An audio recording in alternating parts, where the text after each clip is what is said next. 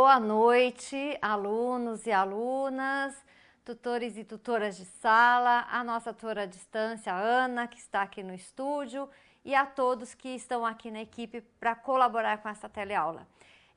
Estamos então na sequência da nossa disciplina Gestão Social e Análise de Políticas Sociais.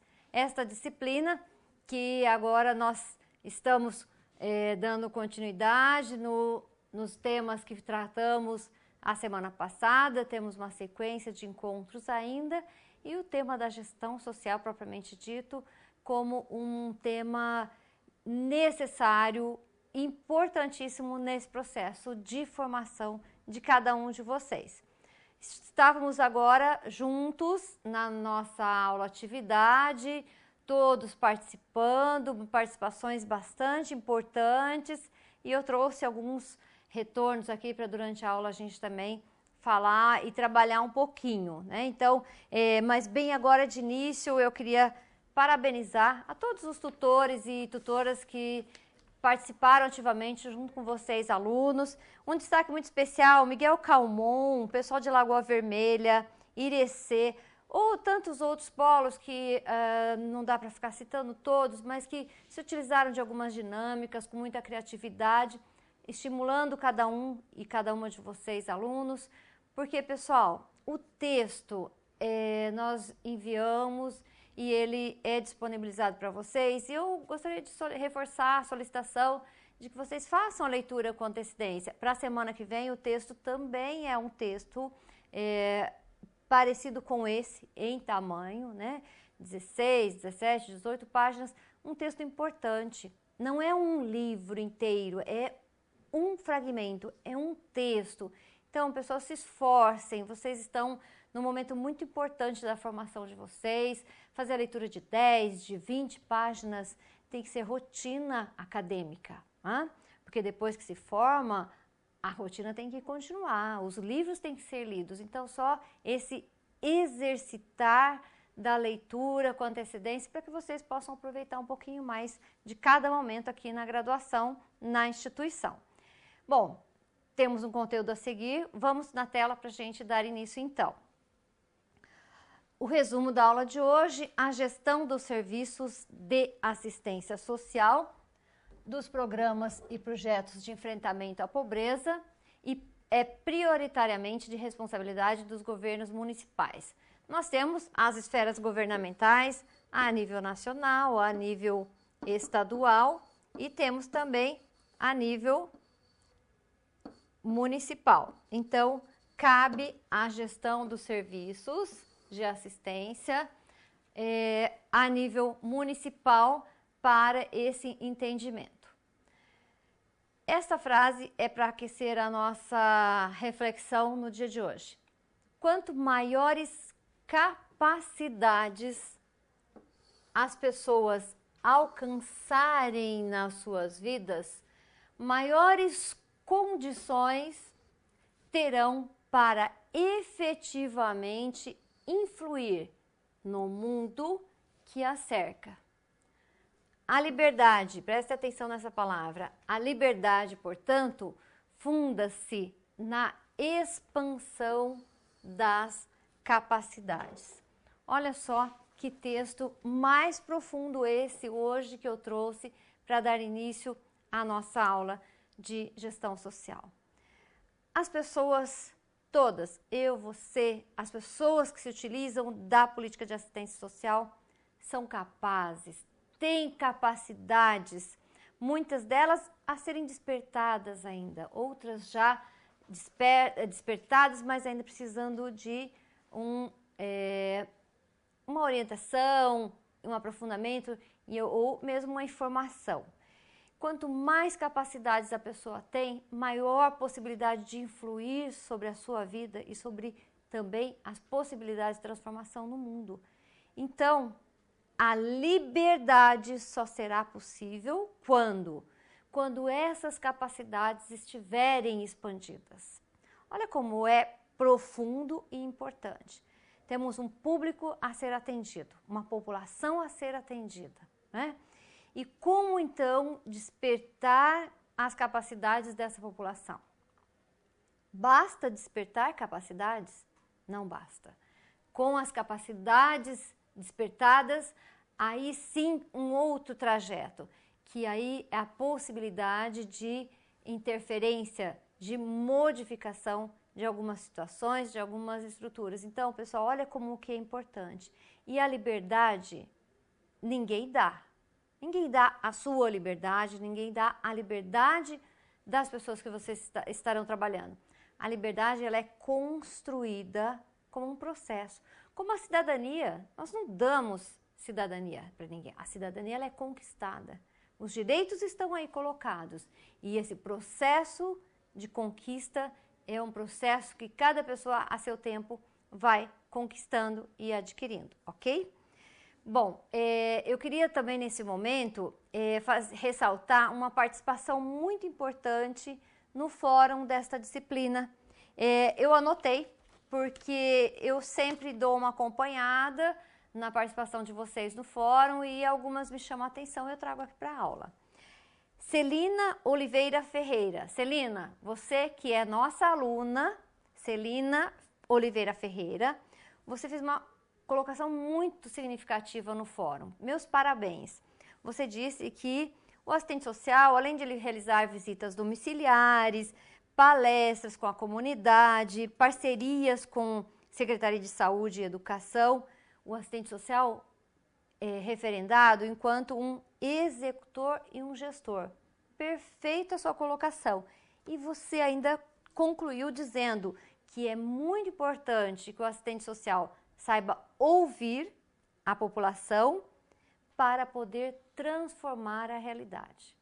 Então, Celina, parabéns pela sua forma, da forma como você se expressou no fórum, o conteúdo que você trouxe, com essa reflexão da importância do assistente social saber ouvir. O assistente social, um gestor das políticas públicas, mas esse gestor, além de tudo que nós trabalhamos na aula passada, aquele grande conteúdo, você trouxe essa riqueza dessa informação, Celina. Ouvir o que a população tem para dizer. Aí sim é possível partir para um processo de transformação daquela realidade. Perfeitamente. Falamos isso também na aula passada, mas você trouxe de uma forma muito bonita. Então, estimulo para que vocês participem ativamente do fórum da disciplina, para que a gente vá aqui na aula também fazendo as referências. Depois tenho mais algumas anotações, a gente vai fazendo aqui a apresentação. Vamos para a tela, vamos lá? Agora, eu também preparei para vocês alguns slides com a cronologia histórica, alguns momentos importantes, fundantes da questão política, econômica e social do nosso país. Nós não vamos estudar sobre esses assuntos, até porque esses assuntos vocês já estudaram em outros momentos da vida acadêmica de vocês. É um resgate da cronologia histórica necessário quando nós pretendemos fazer uma análise de conjuntura. Opa, desculpa aqui que borramos um pouquinho. Enfim, a análise de conjuntura. Quando nós nos propomos a fazer essa análise de conjuntura, vamos lá. 1500, o descobrimento do nosso país. 1822, independência do nosso país. Olha essa data importante, 1824, a primeira Constituição brasileira. Nós tivemos várias renovações ao longo dos anos, que agora a última data que nós temos é 1988, vamos chegar nela. Fim da escravidão, proclamação da República, alguns presidentes que passaram pelo nosso país, Marechal Deodoro, Campos Salles, Rodrigues Alves e assim por diante, né? Não vamos citar a todos, mas vários presidentes em seus períodos que foram passando até que nós chegamos em 1930, um período muito significativo com o golpe que aconteceu e Getúlio Vargas assumiu interinamente. E 32, um marco histórico muito importante, foi quando houve uma greve geral operária em São Paulo. Então, algumas manifestações significativas aconteceram e em 34 uma revisão da Constituição Federal. 34, eleição então, portanto, de Getúlio Vargas.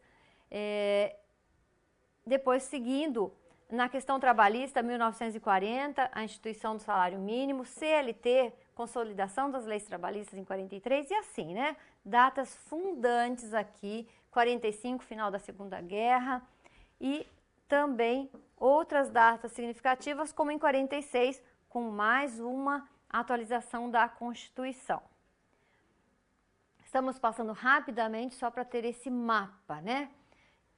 Vargas eleito e olha só, 1953, mais de 300 mil trabalhadores entraram em greve em São Paulo. Então, o significado da mobilização dos trabalhadores ao longo dos anos.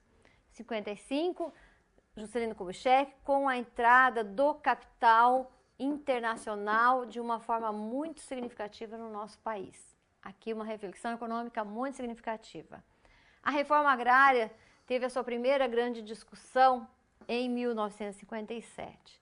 Então, os anos se passando, vários presidentes sendo alterados, né, tomando posse, e até que em 79, um pouco mais recente agora, o presidente Figueiredo assumindo. Em 84, uma grande mobilização em torno das diretas já, e Tancredo Neves eleito e morto em 85. Seguinte, para a gente finalizar esse resgate histórico, 86, um fato econômico muito significativo com o Plano Cruzado, e aqui a data que eu citei para vocês, 88, a nossa última revisão e promulgação da Constituição. Fernando Collor de Mello, 89, o impeachment deste mesmo presidente em 92, assumindo, portanto, Itamar Franco em 92 com o Plano Real, mais uma interferência econômica significativa. Em 94 e 98, Fernando Henrique Cardoso governa nosso país. Em 2002 e 2006 iniciam os governos do presidente Lula e em 2010 e 2014 iniciam os governos da presidenta Dilma. Então, esse resgate histórico eu trouxe para vocês nesta disciplina de gestão social, porque é necessário que nós tenhamos mínimo, esse é um mínimo mapeamento de alguns fatos políticos, econômicos e sociais e de algumas mobilizações que ocorreram no nosso país. Várias outras situações importantíssimas ocorreram, mas nós temos que ter esta referência. Nós não conseguimos viver em todos esses momentos históricos, mas nós podemos aprender, fazer a leitura do que aconteceu, porque não podemos considerar só a realidade de hoje, nós temos que saber como é que chegamos até hoje, não é certo? E durante a aula atividade, eu falei que traria um assunto aqui na aula para vocês, que foi quando Capanema, o pessoal de Capanema, parabéns pela observação que vocês fizeram e o questionamento na aula atividade, para que a gente possa aqui contribuir um pouquinho na nossa teleaula. Vocês perguntaram, então, a respeito do Welfare State em 1970, o Estado de Bem-Estar Social, né? Falar um pouquinho mais desse momento. Então, nós fizemos um resgate histórico, ali em 1970 não está descrito com detalhamento o que se passou, mas eu faço questão, porque é um assunto muito pertinente para a gestão das políticas sociais, que a gente faça essa abordagem. Porque o que acontece? O Estado, o mercado e a sociedade civil como um todo, ela perpassa por todas essas interferências governamentais, políticas, econômicas e sociais. E o Estado capitalista, por sua vez, ao longo dos anos, principalmente na era dos anos dourados, conforme o texto de Reicheles que vocês leram, cita que em 1930 houve uma grande distribuição de benefícios, né, chamados assistenciais, ou alguns estímulos trabalhistas, né, tudo ali iniciado na época do ouro, do governo de Vargas, com grandes benefícios aos trabalhadores e à população. Mas foi em 70 que veio uma regulação desses benefícios para esse welfare state, que é esse estado de bem-estar social, para regular justamente esses benefícios que estavam ali colocados e fazer também um paralelo com as conquistas sociais. Vocês viram que ao longo dos anos algumas manifestações populares foram acontecendo, através de greves, sindicatos, mobilizações. Então, como é o Estado oferecendo benefícios e como é a população reivindicando os seus direitos e as conquistas ali adquiridas. Então, é nessa regulação em 1970 que foi uma grande referência para o entendimento, então, do estado de bem-estar social. Não é simples falar rapidamente assim, porque é um tema bastante complexo. Quem tiver interesse para depois aprofundar no TCC, busque novas leituras. Eu quero pedir uma ajuda aqui para a equipe para mostrar na câmera de documentos, para que eu possa dar uma referência, que é esta referência que eu tenho aqui, Política Social e Democracia. Deixa eu baixar aqui, mostrar a autora. Olha só, Maria Inês Souza Bravo e a Potiara Pereira. São autoras que nos apresentam conteúdos importantíssimos sobre a política social e a democracia, da editora Cortez. Inclusive, eu quero aqui, vou abrir a página para mostrar um parágrafo para vocês. Dentre tantos assuntos importantes, eu vou tentar localizar aqui só um pouquinho, deixa eu ver aqui se eu consigo. Eu acho que dá para, eu vou fazendo a leitura aqui, eu acho que a gente consegue, deixa eu ver se eu consigo aumentar um pouquinho mais. Mais um pouquinho. Acho que deu, tá ótimo, está o máximo aqui. E eu vou aproveitar para falar para vocês desse tema tão importante e agradeço Capanema pela contribuição. Vamos lá. Para dar conta das crescentes demandas sociais, advindas principalmente da questão social, tratamos na aula passada, então desencadeada, a que se viu obrigado a responder? O Estado capitalista, até por uma questão de sobrevivência. E aí o texto faz toda a discussão, mas diz aqui, o papel do Estado passou não só a regular com mais veemência a economia e a sociedade, mas também a empreender ações sociais. Então aqui o texto traz toda a importância da discussão do Estado capitalista e também o papel de, assumindo um forte papel regulador, dando origem ao estado de bem-estar social ou estado social.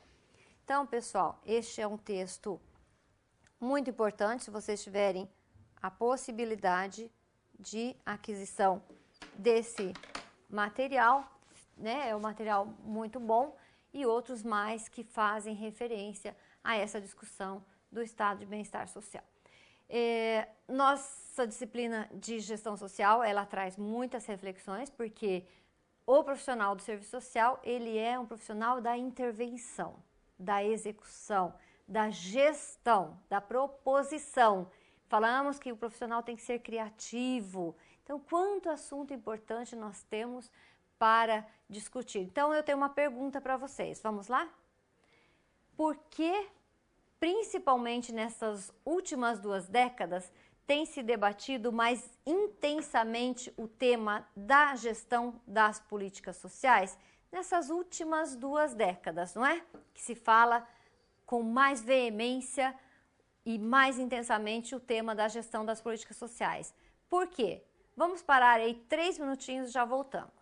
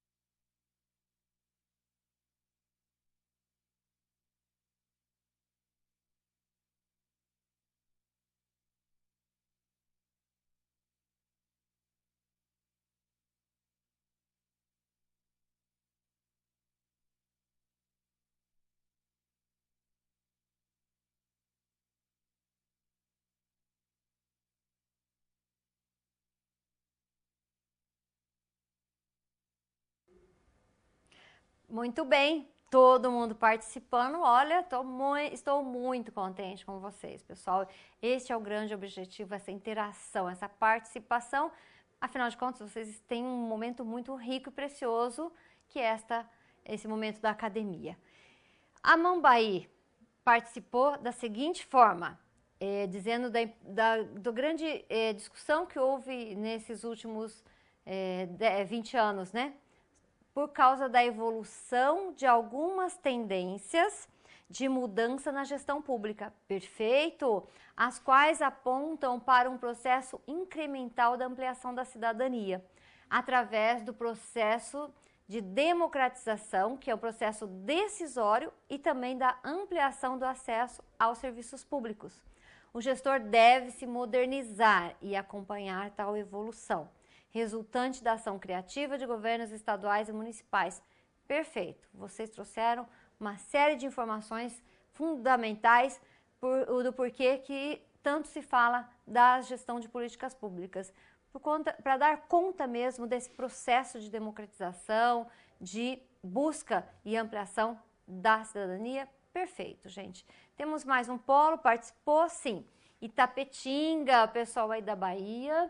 Após a implantação do sistema neoliberal, o governo passou a participar minimamente das políticas sociais e, consequentemente, nas ações da sociedade, e nesse caso existe cada vez mais a necessidade de lutas pela democratização do Estado e da sociedade na busca de minimizar as expressões da questão social que tanto assola o nosso país.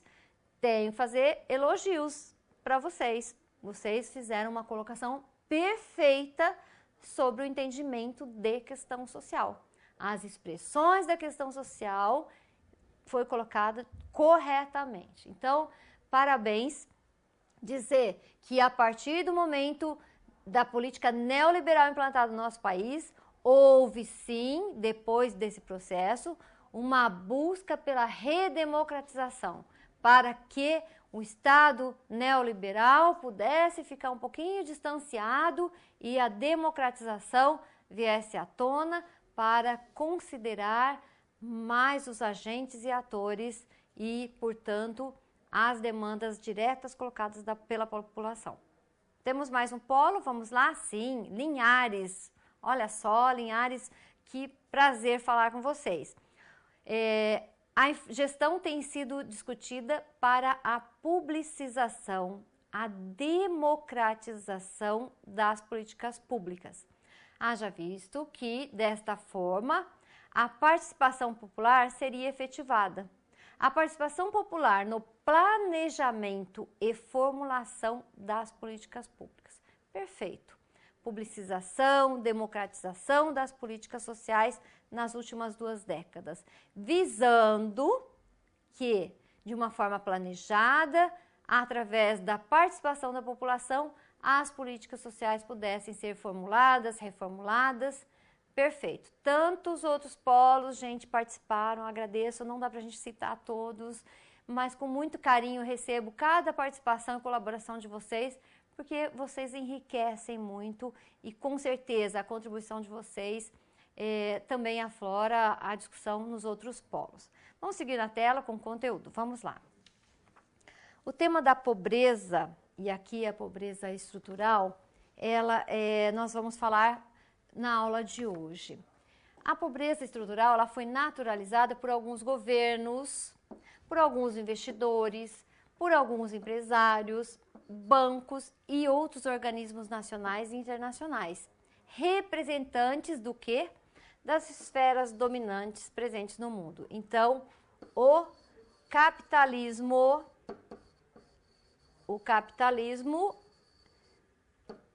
naturalizou a pobreza. O que nós precisamos? Romper com essa naturalização. Não temos que a pobreza não deve ser entendida de forma naturalizada, mas para o capitalismo de forma muito simplista e naturalizada. Como é que algumas situações nós encontramos? A condição de pobreza, ela deve ser assim mesmo, foi Deus que quis assim, a pessoa não se empenha. Não podemos entender a situação da pobreza estanque e naturalizada desta forma. Não.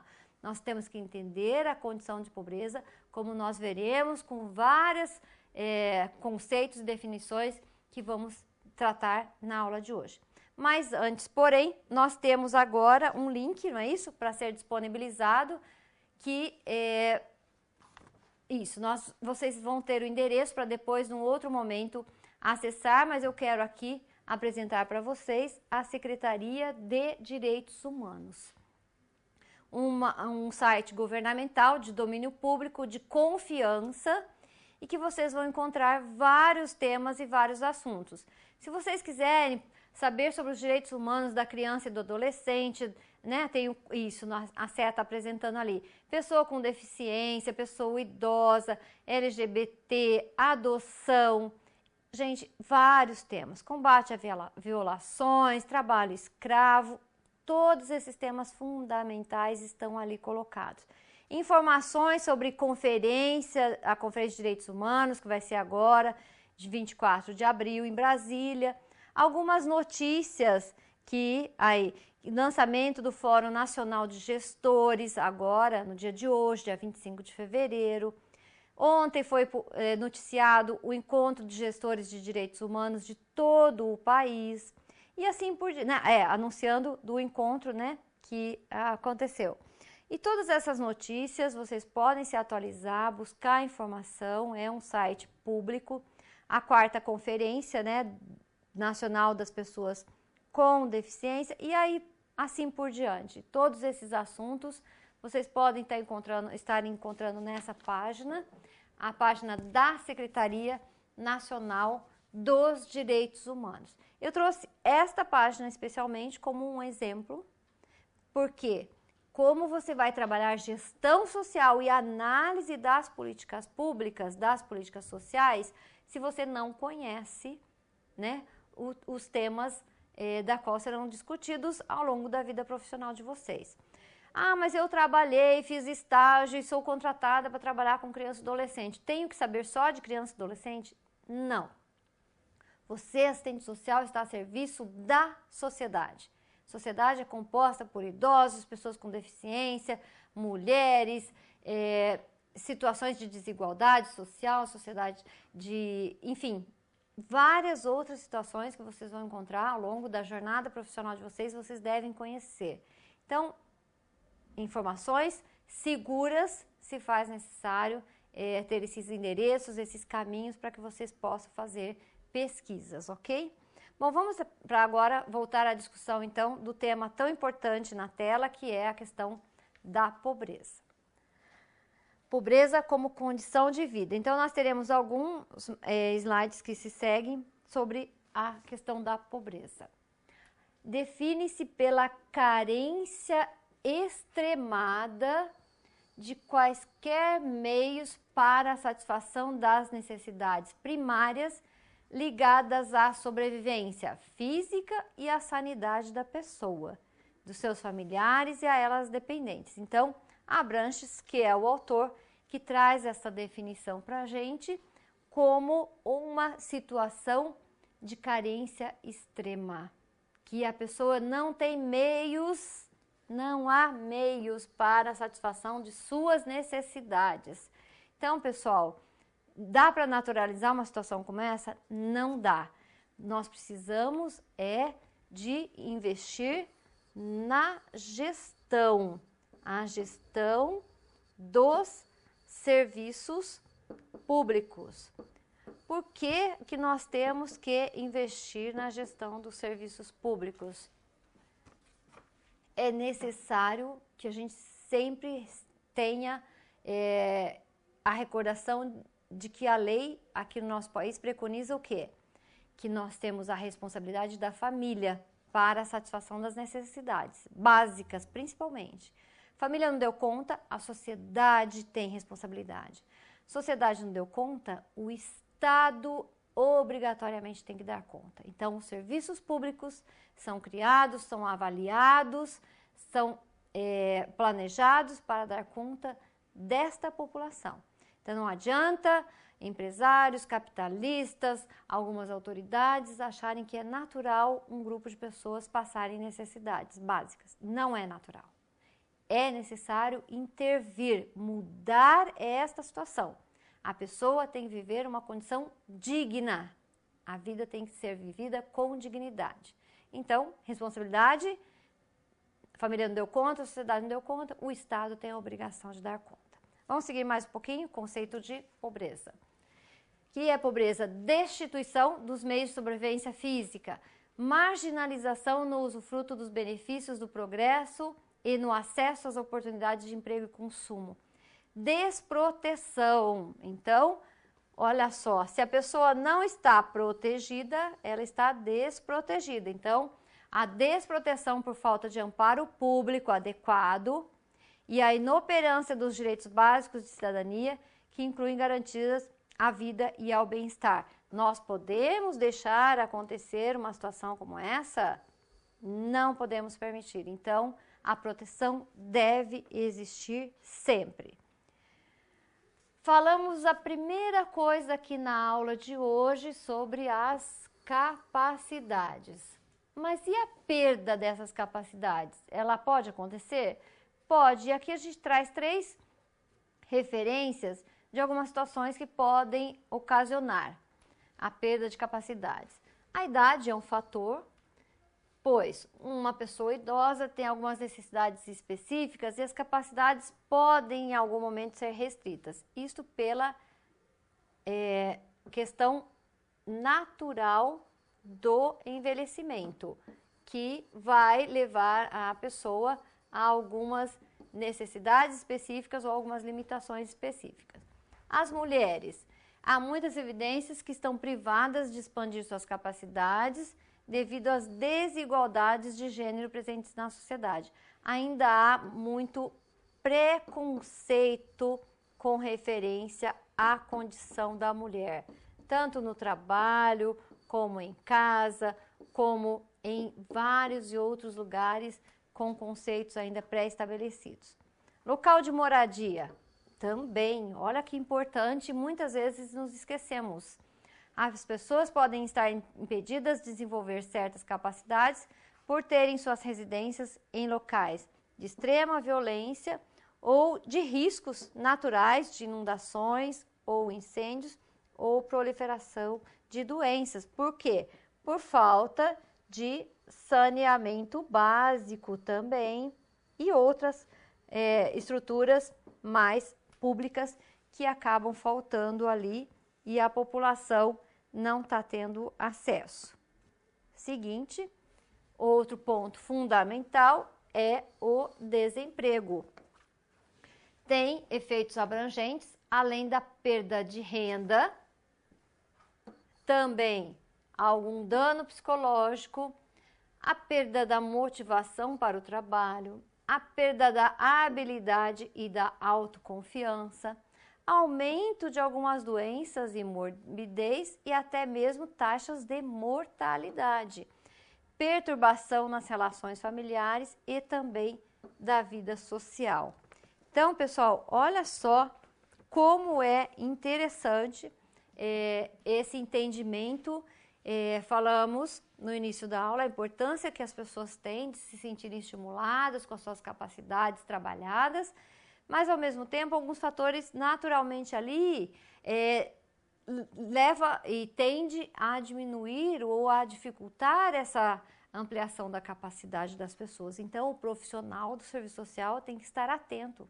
Será que aquele espaço físico de moradia, que não tem um saneamento básico, não tem serviços de saúde ali disponibilizado para a pessoa acaba não tendo um tratamento adequado de saúde, como ela vai estar desperta para receber informações, para lutar pelas suas necessidades, né? Então, entender que o planejamento, que a gestão das ações devem ser direcionados para esse conhecimento, esse estudo dessa realidade.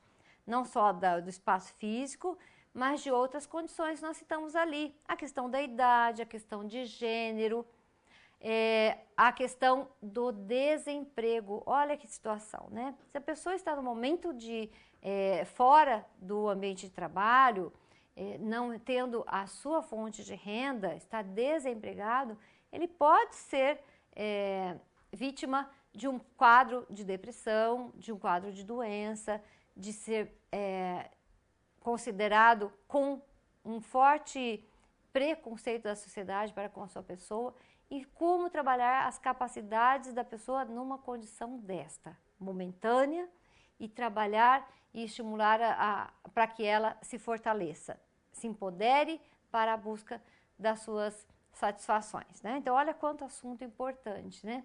Vamos seguir mais um pouquinho, vamos lá, em frente. Proteção social e cidadania. Esse quadro é interessante, eu gosto de trabalhar com ele da seguinte forma. Se nós temos aqui o grande tema, que são as capacidades humanas, as capacidades da nossa população. Alguns pontos aqui que se interligam, como a segurança econômica. A população, ela precisa de uma segurança econômica, ela precisa de estar empregada, ela precisa estar desenvolvendo uma ação remunerada. Ao mesmo tempo, o Estado deve ter uma política econômica bastante segura para também a população se planejar. As oportunidades sociais, as políticas públicas, as políticas sociais, elas devem estar acontecendo de acordo com as necessidades da população. A segurança protetora.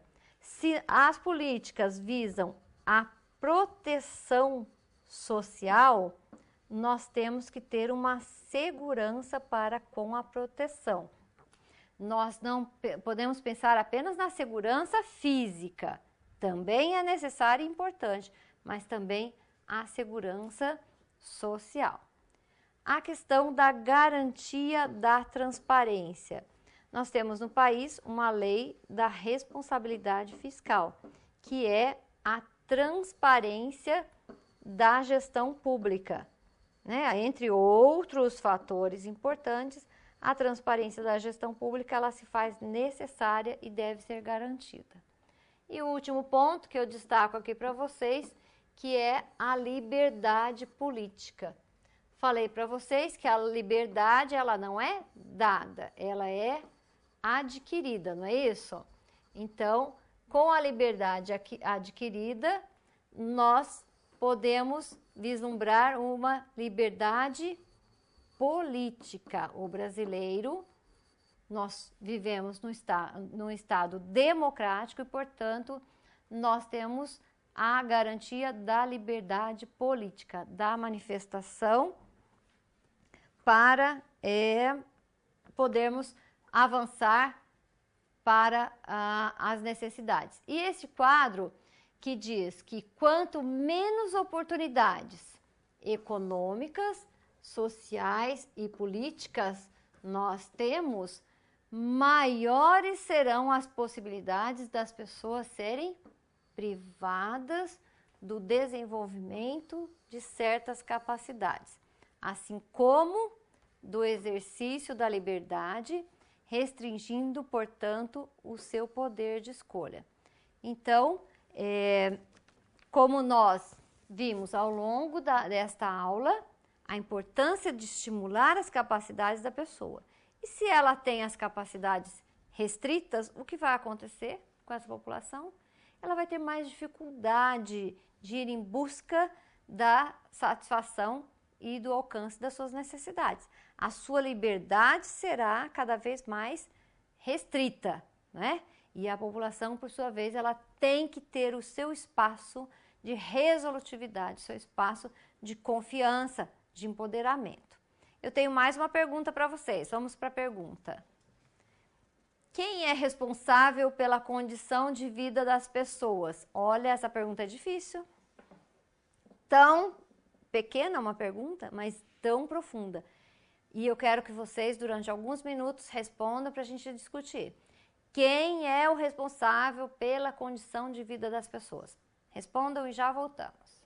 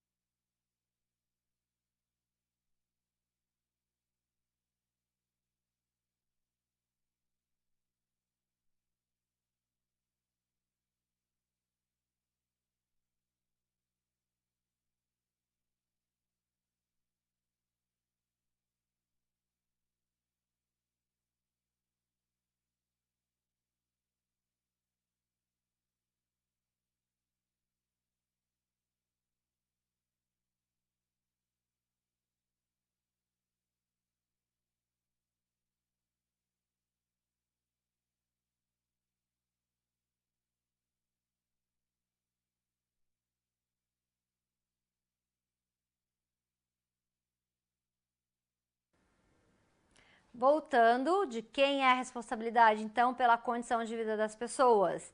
Pessoal de Amambaí prontamente respondendo, parabéns. É dever de quem? Do Estado garantir a todos uma qualidade de vida compatível com a dignidade da pessoa humana. Perfeito! Esta qualidade de vida depende de um conjunto de fatores externos e alheios à nossa vontade. A família e a sociedade têm seu papel importante nesse contexto. Muitas vezes temos a nossa dignidade ferida, nossos sentimentos ignorados, nossos direitos violados e até a própria vida. O bem maior que alguém pode possuir, ser colocada em segundo plano por causa de outros interesses. Os direitos sociais, como a saúde, a educação, a moradia, a alimentação, o trabalho e o lazer, deveriam ser obrigatoriamente estendidos a todas as pessoas. Porém, é a realidade de uma minoria da população.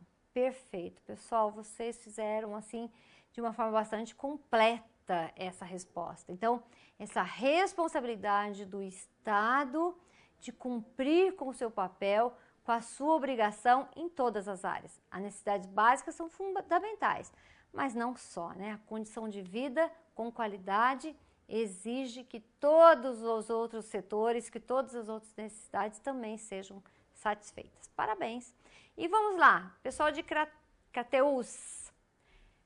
Atividade, resposta é na ineficácia da família enquanto primeira instituição ou da própria comunidade, o Estado, por meio das políticas públicas, é o responsável direto pela condição de vida das pessoas. Contudo, devemos compreender que a sociedade organizada é bem mais forte do que o Estado ou o sistema vigente de um país. Perfeito, pessoal, vocês estão respondendo muito bem, de forma muito correta.